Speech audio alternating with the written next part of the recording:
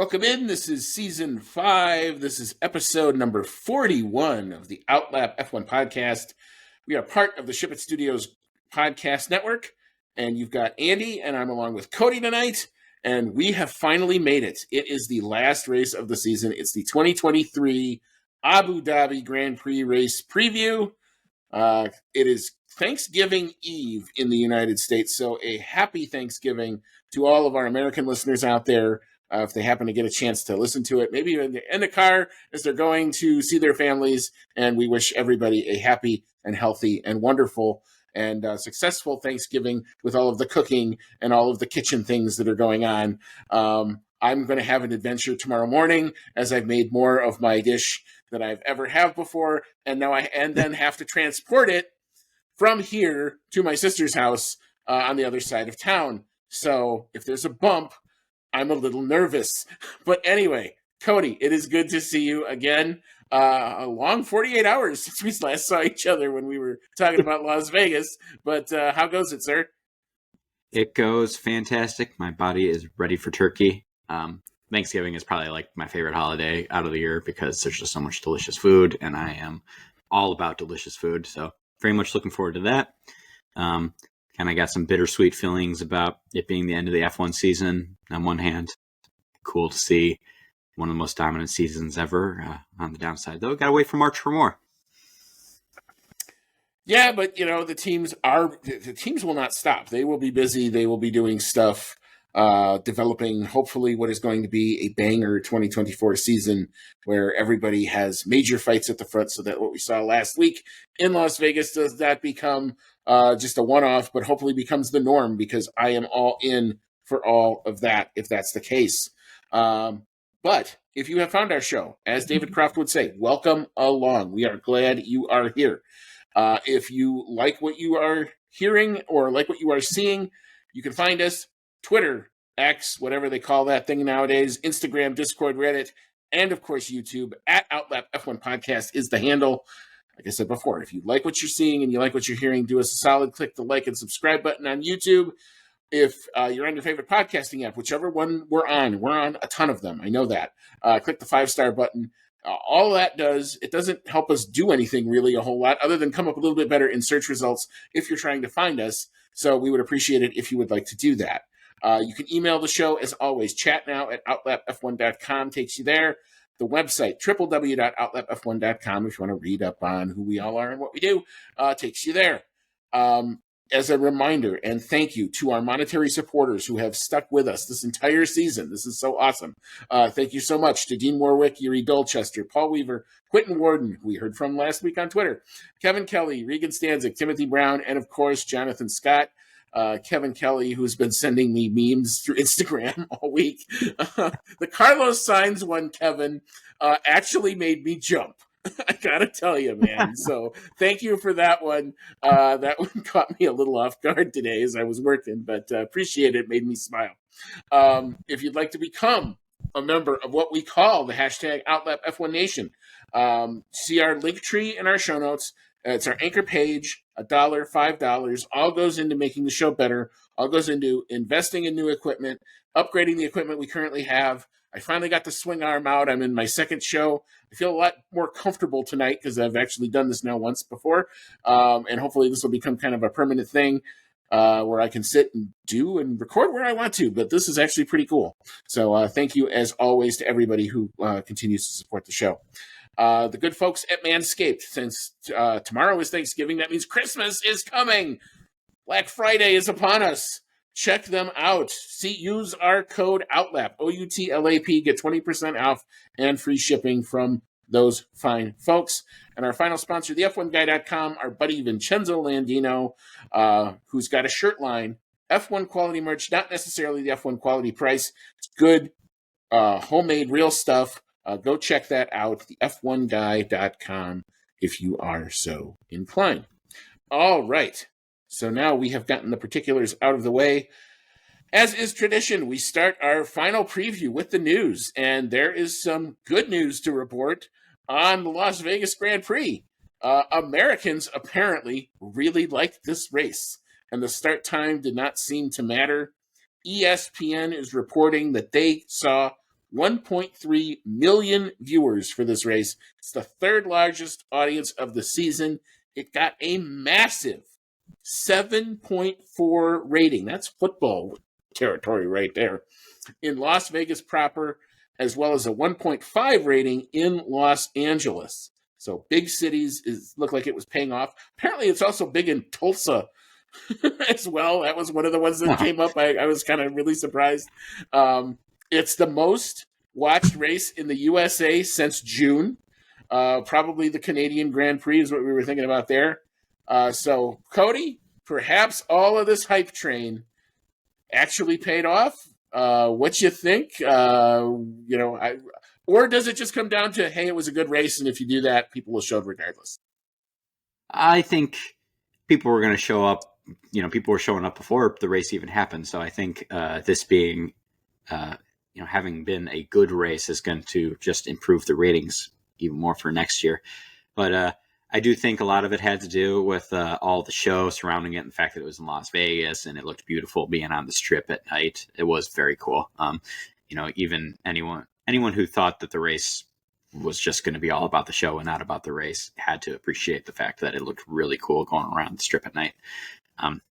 But yeah, the ratings are really promising. I think it's going to be a staple, for Formula One in the next few years going forward. So I'm really excited for it. Sorry, Miami. I think you still are the worst of the U.S. races. I think Las Vegas has pipped you a little bit. But yeah, I thought it was a lot of fun.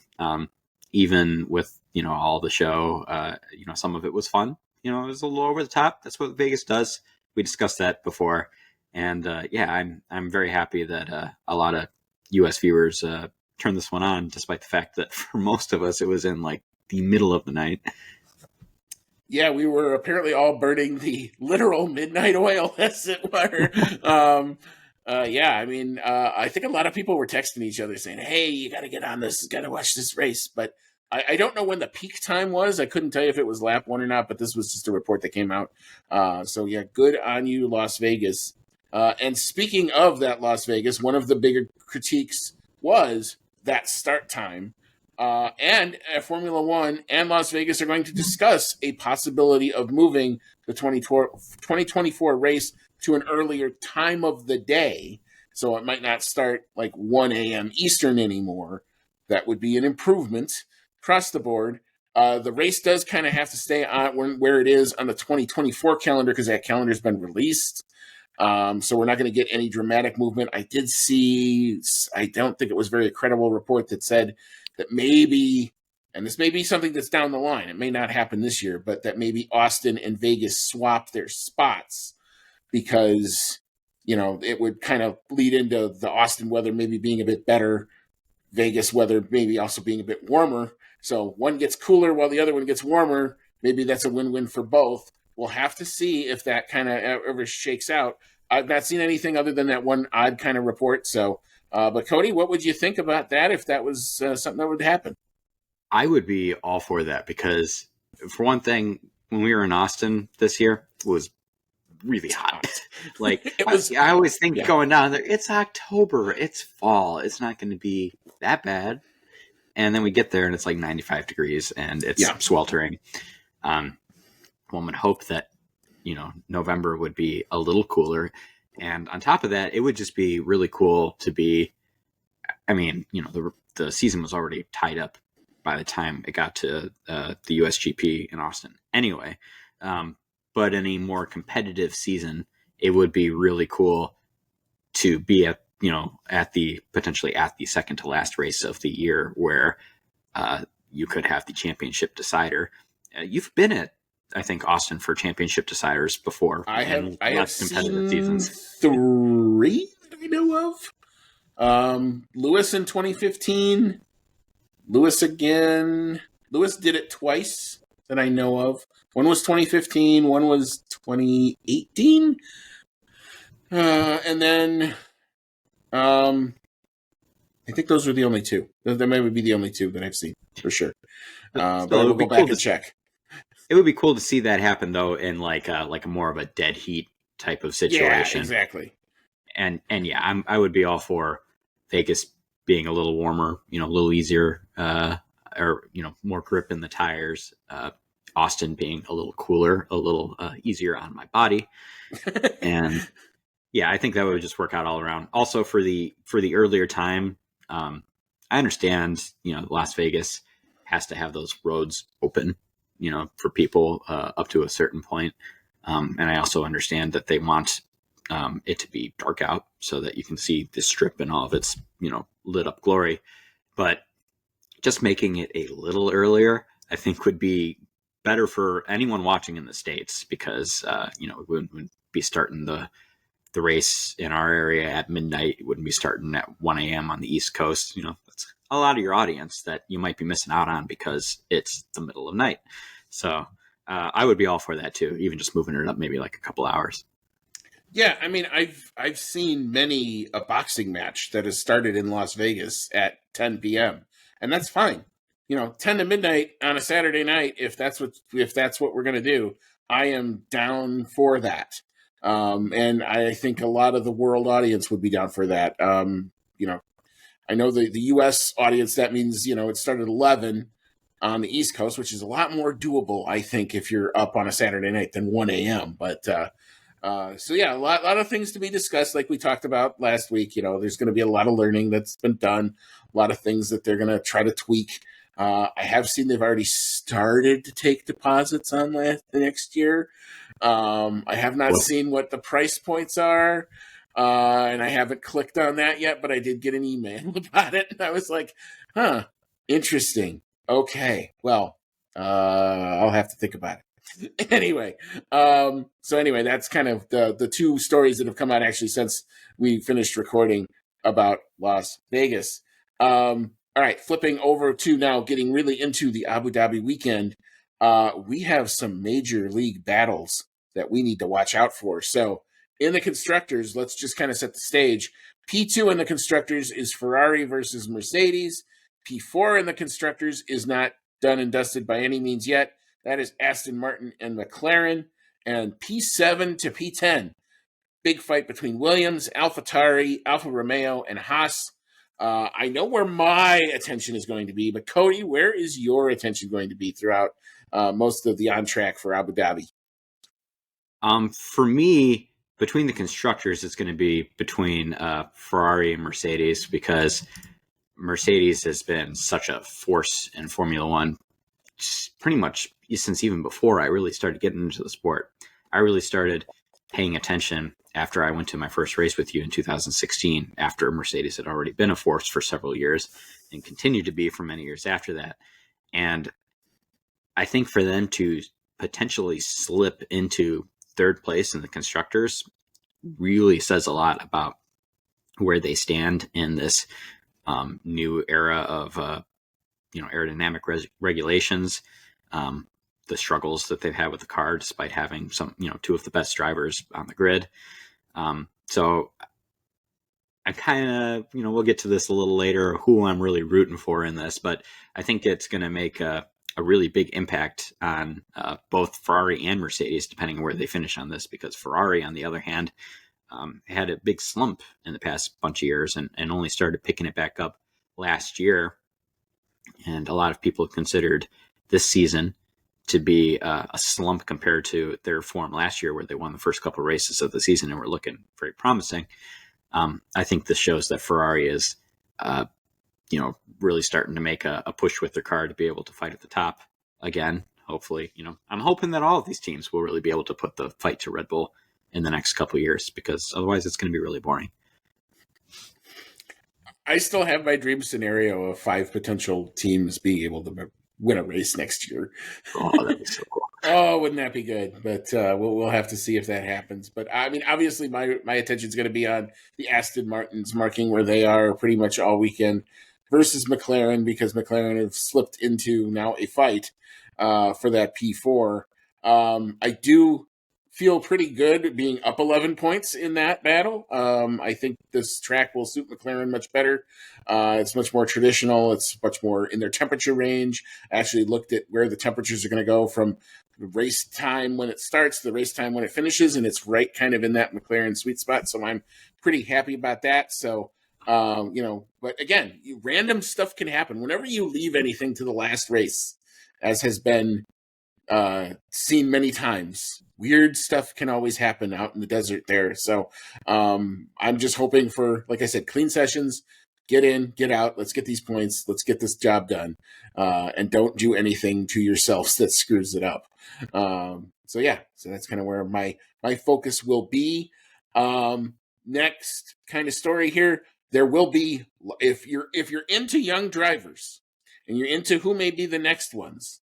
This is the session for you. Free practice 1 will see basically almost half the grid be replaced with the young drivers, because they've all left their young driver tests until this weekend, it seems. So here's just kind of a rundown of what I know is happening. So both Red Bull drivers will not be participating in FP1. Max Verstappen and Sergio Perez out. Jake Dennis and Isaac Hadjar in. McLaren, I think Lando Norris is not going to be participating in FP1, and he will be replaced by Pato O'Ward, IndyCar driver, going in there. The Williams, I believe this is Logan Sargent, out. Zach O'Sullivan in. Mercedes, I don't know who's necessarily out here, but I know Fred Vesti will be doing a drive for them. Ferrari gets to see Robert Schwartzman in the car. Aston Martin will put Felipe Drugovich in one of their cars. Alpine sees Jack Doohan in the car. Alfa Romeo will get to see Teo Pourchaire, the current F2 leader, in their car. And Haas will see Ali Behrman get a drive as well for free practice 1. I tossed this idea out in our prop bet. We decided not to do it in favor of something a little more tangible. But Cody, if you thought anybody was going to wreck, if anybody, who would your money be on here? Ooh, so free practice 1 with the consideration of all of these young drivers getting their first, or one of their first tastes. Ooh, man. Man, a lot of these guys are really good, though, so it's kind of hard to say. And if you want to say nobody, that's fine. I mean, we can say nobody. I gotta say, I think it would be. I've got a feeling maybe Felipe Drugovich, and it's not to say that he's not talented. I think he's very good. I just think that Felipe Drugovich is one of the drivers on this list that has the potential to make it into Formula One at some point, depending on how things go with that Aston Martin team, depending on if Fernando Alonso decides to, throw in the hat, or, what's the right figure switch, decides to retire for the second time, or call it a career. If Lance Stroll decides to move on to other things, I think that Drugovich is going to be really trying to push to show that he can do this, and he might push a little too hard in doing so, and maybe take a chunk out of that car. I guess you can make the same argument for Teo Pourchaire. Teo Pourchaire is very promising, very successful. Like you said, leading the F2 championship at the moment. He's another driver that has a very good chance, in my opinion, of making it onto the F1 grid at some point, and being that he is, a test driver for Alfa Romeo. Zhou Guanyu, good driver, hasn't been anything extraordinary in my opinion, though. Valtteri Bottas, also very good, but maybe in the twilight of his career, we don't know. Teo Pourchaire might be pushing just that extra little bit to prove that he's got what it takes, and that might result in a mistake. I tend to think that there's probably going to be nobody wrecking, because I'm pretty sure a lot of these drivers are going to be running. They're not going to, I don't even know if they will give these drivers sets of soft tires to even play with. I think a lot of these guys are going to kind of be doing aero work. It's probably going to be more boring than you actually probably expect. And they're probably doing a lot of grunt work in terms of testing, maybe directions for next year. You're probably going to see a lot of flow viz. So it'll be interesting to see kind of how they use them for FP1. That is something that I am kind of fascinatingly interested in, is to go, okay, well, what'd you do with them? It's one thing to put them in the car. Would you let them? So I kind of remember when they for McLaren, Alex Palou did the test last year at COTA, and they didn't even let him do a set of soft tires. They just kept him on the single solitary set. So we'll have to see kind of what these teams do. how they use these drivers. But it should be a fascinating FP1 watch if it's not really early in the morning for me. But we'll see if we manage to pull it off. At least I'll be stuffed with turkey and maybe awake at that point and happy to just watch some young drivers do their thing. But anyway, so I guess that's kind of it for the news. I've heard a couple two other things that I've heard in terms of rumors. None of this is confirmed yet, but strong possibility of Logan Sargent getting a potential 1-year extension at Williams. So we'll have to see if there's some sort of an announcement made over the course of the weekend. And both Ferrari drivers potentially working on extensions to their contracts because it looks like they're happy with the driver lineup and what they've got so far. So, well, again, things that we will be keeping an eye out for and we'll be following and forwarding on to you if we happen to see it over the course of this weekend. But in any event, we will now drop our green flag and get into the Yas Marina Circuit Track Facts. They are brought to us by the good folks at Pirelli Motorsport. So, Cody, tell us about the Yas Marina Circuit. Okay, this weekend we are racing around the Yas Marina Circuit located on Yas Island in Abu Dhabi in the United Arab Emirates. Number of laps around the circuit is 58, and the track length is 5.281 kilometers or 3.281 miles. Tire selection from Pirelli for this race is the C3, C4, and C5 compound. And the track characteristics brought to you by Pirelli are a 4 out of 5 for traction, 4 out of 5 for braking, a 3 out of 5 for lateral load, 3 out of 5 for tire stress, 4 out of 5 for track evolution, 2 out of 5 for asphalt grip, 3 out of 5 for asphalt abrasion, and 3 out of 5 for downforce. The qualifying lap record around the current configuration of the circuit goes to Max Verstappen with a 1 minute 22.109 seconds, and that was set in 2021, while the overall lap record under the current configuration also goes to Max Verstappen, set in 2021 with a 1 minute 26.103 seconds. However, the most wins around this track goes to Lewis Hamilton with a whopping 5 wins here. Next best would be a tie between Sebastian Vettel and Max Verstappen with 3 wins apiece. As far as constructors go, most wins at the track is a tie between Mercedes and Red Bull, both big heavy hitters, with 6 wins apiece. Next best is a solitary win for Lotus Renault, and that one was taken famously by Kimi Räikkönen, which we all enjoyed very thoroughly. What's the circuit like, Andy? Yeah, that was the leave me alone, I know what to do. And they did. And he did. All right, so the Yas Marina Circuit, the Herman Tilke design track, is dominated by its 1.2 kilometers straight between turns 5 and 6, with its slow speed corners making its beginning and end a honeypot for overtaking moves. Other highlights include the tricky run through turns 10 and 11 and 12, which forces the drivers to brake hard with bags of lateral load still in the car.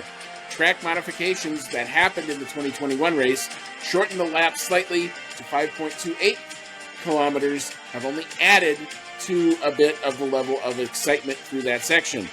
The current weather forecast. This looks right down the middle, folks. Partly cloudy skies for qualifying, a high of 82 degrees, winds out of the northwest. Little bit maybe gusting. The wind may be the story. 10 to 20 miles per hour, but those temps will be dropping to 73 degrees after nightfall. Only a scant 3% chance of rain. And for the race on Sunday, sunny skies, high of 83. Winds out of the northeast at 5 to 10. Temps dropping to near 71 degrees after nightfall. Only a 4% chance of rain.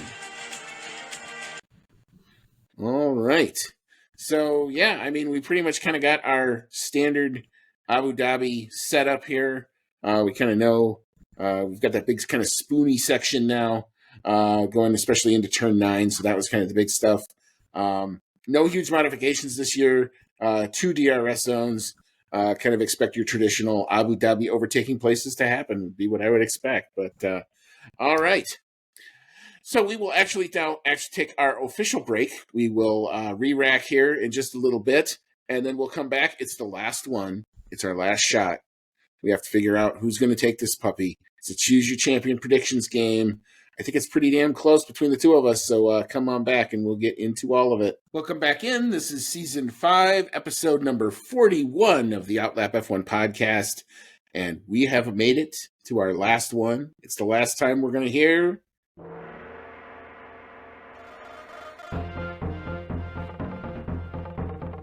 I feel like I need like a fighting stance every time this comes on. Oh, I love this sound. This is so classic. SNES So nostalgic. stuff. Yeah, it is. But it is the Choose Your Champion predictions game. Maybe next year we'll do the remix of the Mortal Kombat sound, with the kind of the rap song that they made for it. But for this year, we're going with the classic old video game sound to kind of get you all pumped for it. But all right, so for the last time, as we always are apt to do, we start with the pole sitter. Last year was Max Verstappen in the Red Bull. Cody, what have you got for your pole sitter for the last race of the season? I've gone with Max Verstappen for the past bunch of races, and I've gotten screwed on a lot of them. So I actually think this time I need to switch it up. The Ferraris have been looking really strong lately, at least on a one-lap pace. So I'm going to go with Charles Leclerc taking the last pole of the season. All right, very good. I tend to agree with you about the Ferrari thing, and we talked about it in our last review, how they have quietly sort of kind of gotten their act together, especially over one lap. And I don't think you can deny that their form in qualifying these last few races has been anything other than brilliant. So while I like your Charles Leclerc pick, I just figure I have to go kind of in the opposite direction. But I do like Ferrari here, so I'm going to go Carlos Sainz from manhole cover to kill his car to pole position the next race. I think that would be a redemption arc that I am all here for. So I'm going to go Carlos Sainz to take the pole in the last race of the season. All right, and so what will that qualifying lap time be? Last year's pole time was a 1:23.824. So, Cody, what you got? I am going with the idea that I've gone all season with these cars being more developed, just being a hair faster than lap times on the previous season. And it doesn't look like we're going to get any crazy weather predictions. So I'm going to stick with that idea, and I'm going to go just slightly faster than last year with a 1 minute 23.667. All right, very good. I tend to think, because the formula is basically kind of sort of unchanged, that the lap times are going to kind of come close, because I think everybody's on their last set of engines, last set of spare parts, all that other stuff. I do think they'll try to hang a time out there, but I don't know that they're necessarily going to go a whole lot faster. So I've got it pretty close to last year. I got 123.877. All right, so flipping the script over now to Sunday. What do you have, Cody, for your final race podium of the season? What you got? I think it's going to come to the surprise of no one that I have Max Verstappen winning the race again. But I also think that McLaren's going to bounce back from Las Vegas with this race. I think it's going to be more suited to them. So I've got Lando Norris coming in P2, and Lewis Hamilton has had a lot of success around this track over the years. I've got him slotting into P3. All right. I like your podium, sir. I agree with a lot of it. I only have one small change, but I do have Max Verstappen taking the win. I wish I could say something different, but he just does things. Like, especially this season, like things just lined up. Like, he gets a penalty and it doesn't matter, and he qualifies sixth and it doesn't matter, and whatever happens to him early parts of the weekend, it doesn't seem to matter when it comes race day, because he's just that damn good in that car right now, and nobody's going to take it from him. At least I don't think so. So I've got Max taking the win. I do have Lando Norris coming in second. That hopefully will then be enough to secure McLaren's P4 and take care of all of the drama there. I almost wanted to put Lando on the pole, but I didn't want to totally homer this one. But I do think he may come home in second place here. Actually, would have him qualified third second in the race. But anyway, we'll see how this goes. But Sergio Perez, I think, has also had a good bounce back run of form ever since the wreck in Mexico. He's been on it.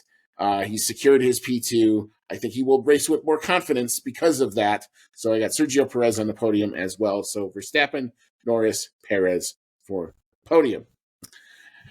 All right, moving into our fastest lap and driver. Last year's fastest lap and driver was set by Lando Norris, actually. I completely forgot about this. A 128.391.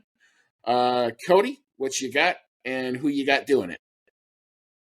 I do have Max Verstappen taking the fastest lap. He does seem to like really going for that fastest lap whenever he can, and I don't think we've had a fastest lap out of him for a little while. So I think he would probably want to wrap up this dominant season in fashion. So I've got Max Verstappen taking fastest lap with a 1 minute 28.291. All right, very good. I do tend to think the McLarens, once they come out of the pits, tend to be able to set a pretty darn good lap when those tires are still pretty fresh. Their problem is what happens at the end of the stint, not what happens at the beginning. So I do think, because it may matter to them, that I think Lando Norris or Oscar Piastri may just have to go for that fastest lap. But I've got Lando Norris doing it. I've got a 128.587 for my lap time. All right, so now we will get into our final bonus picks of the season, and we've gone with P5, P8, and P10. There's a good smattering around the points here. So, Cody, what's your thought on our bonus picks? I'm not sure that the Ferraris are going to be as strong during the race as I'm thinking that they're going to be during qualifying. So I have Carlos Sainz sliding into P5. I honestly hope that he finishes higher up. I kind of like Sainz. But my gut's telling me P5. Lance Stroll had a pretty good weekend in Las Vegas. I think that's going to add some confidence. And so I've got Lance Stroll slotting into P8. Nothing too spectacular, but still getting some decent points, which could play into that constructors battle between McLaren and Aston Martin. And lastly, this is more just hoping than anything else. I really, really want to see some more points out of Alex Albon here at the end of the season. So I have him picking up that solitary point in P10. All right, very good. Surprising we have a lot of alignment here, but I've got Oscar Piastri in P5. I think that's, he probably doesn't have to show as well as Lando does here, but I know a P2 and P5 would leave me just fine. That will suit my rooting interest perfectly. I do have Lance Stroll also in P8 because I think more confidence. I think he will score points. I think Aston Martin's form, since they took the upgrades off, has gotten a lot better. He's not going to be as good as Alonso, though, so I've got him in P8. And I actually agree with you in P10. I'm surprised we actually aligned on this, but I just saw the 1.2 kilometers straight and said, how do you not have a Williams somewhere in the points with that asset there? So even though there's a lot of other interesting corners around this track, I do think Williams could show pretty good here. So I've got Alex Albon scoring the odd point for Williams, and that'll be a big point for them because P7 to P10 is very, very tight. All right, so our final prop bet. Since we're following all of these constructor battles, we might as well bet on who we think is going to take them. So who takes P2 between Ferrari and Mercedes, and who takes P4 between McLaren and Aston Martin? I have for the P2 battle, and perhaps this is hedging my bet a little bit, considering I predicted Hamilton to be on the podium. However, I do think Ferrari has what it takes to get P2 in the championship. They've looked very strong lately. They've had a lot of bad luck, which I think isn't really being taken into account. We had Leclerc get disqualified. We had, an on-start from Sainz. We had Sainz with that really awful penalty in Las Vegas. A lot of that has contributed, I think, to them not already being in P2. So I do think that they have what it takes to take P2. And then McLaren has, I think, just enough of an edge at this point in terms of points over Aston Martin that even with Aston Martin's return to form lately, with regressing with their upgrades, I do think McLaren's going to be able to hold on to this one. So I've got Ferrari P2, McLaren P4. All right, very good. Because of the way that Mercedes tend to go really well at this track. I don't know what it is, but whatever they tend to do, even if their car's not great, they tend to go pretty good here.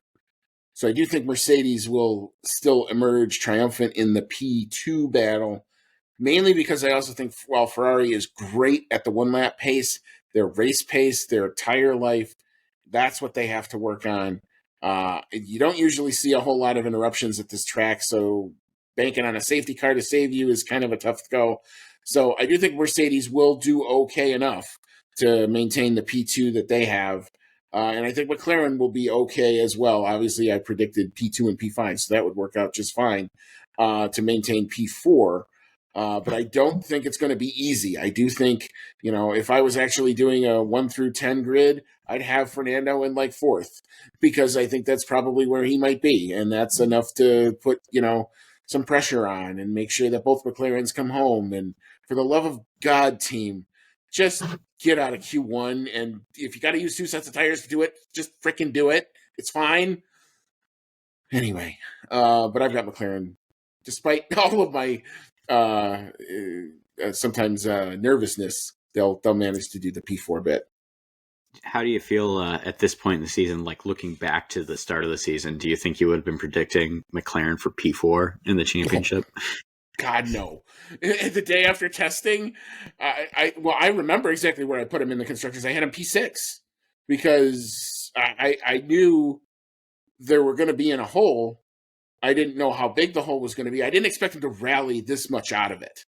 I never would have thought that. I figured if they came up and scored the odd podium, that would be an amazing achievement. If those upgrades did everything that they were promised to do, maybe they score 1 or 2 podiums, and then they show up to the British Grand Prix and they're the second fastest team.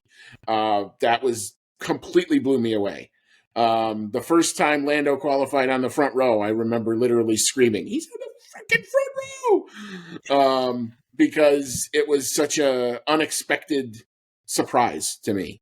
A lot of times upgrades, they always get mega promise and little result. Well, these ones prove me wrong. So, and it just shows that it is possible with this formula. And I hope that other teams figure this stuff out. I hope McLaren continue to figure their stuff out.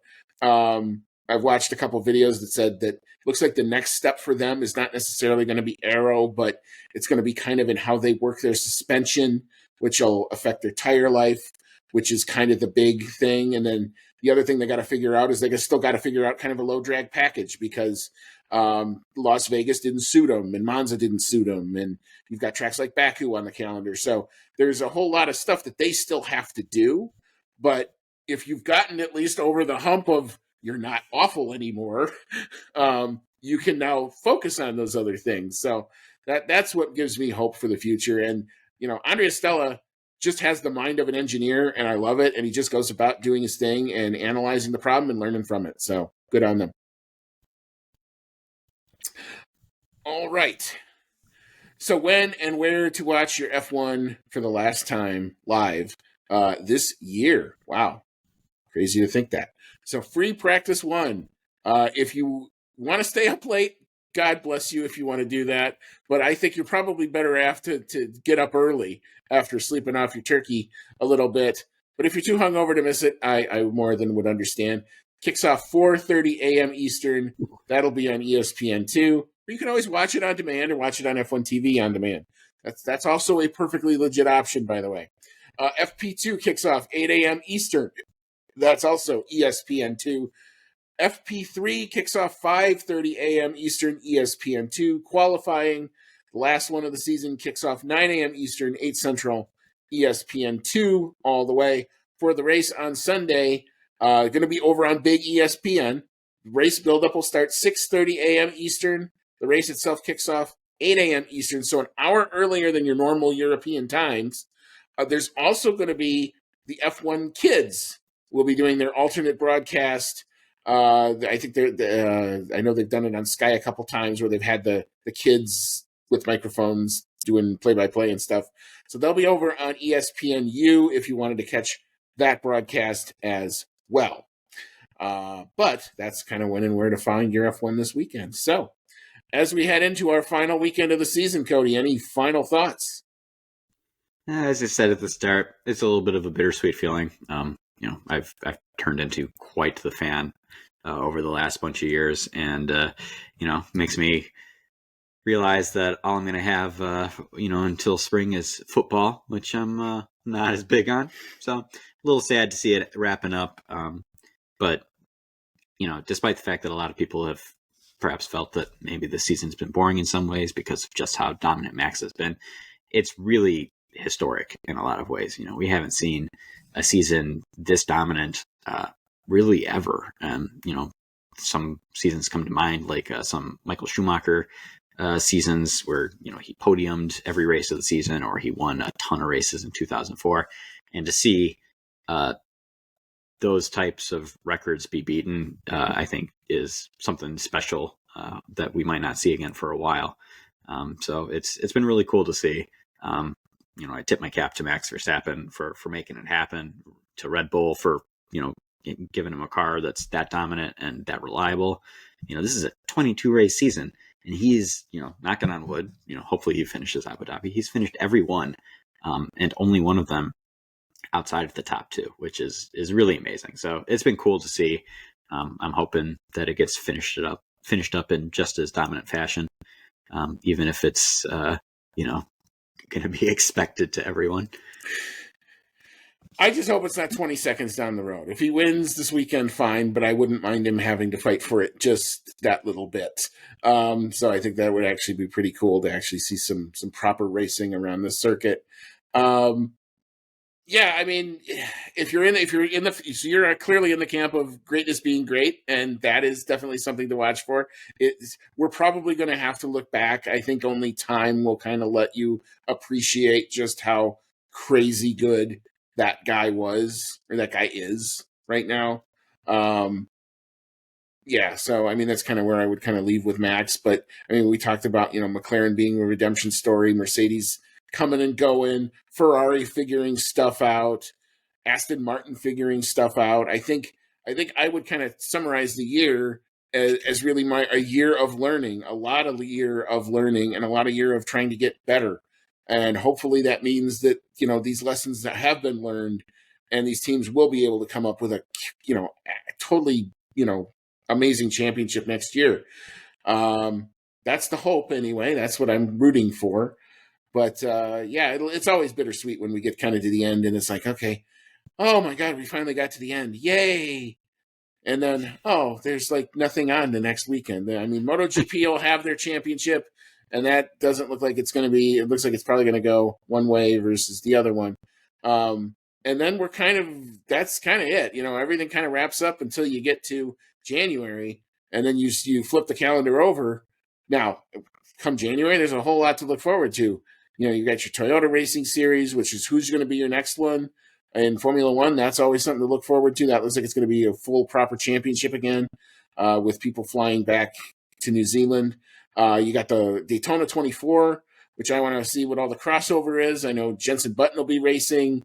There'll be all sorts of, it looked like there were a couple other F1 drives that kind of fell through. I think Alex Albon had one, and I don't think they were able to quite pull it off. So that's always fun for that, and the sports car crowd and the crossover there. So, yeah, I mean, hopefully the offseason will not be nearly as long. Hopefully, the football in this town is pretty much dead. So there's not a whole lot to really watch after that. But and most of the locals teams are not doing all particularly well, at least in Chicago. So, yeah, I mean, I'll be missing my F1 for sure. But anyway, until Sunday, we will enjoy whatever we can get out of this weekend. And like I said, if you're in the U.S., happy Thanksgiving to you and yours, from our little odd F1 family to yours. Happy Thanksgiving. Enjoy it. Hug the relatives you like. Hug the relatives you don't like, because you never know when you're not going to be able to do that anymore. So, again, just kind of a little PSA about Thanksgiving. Enjoy it. Have great food. And we'll see you Sunday or Monday, whenever we can actually hopefully all get together and do our review. We have to figure that out. We will do that. But until then, may all your laps be fast.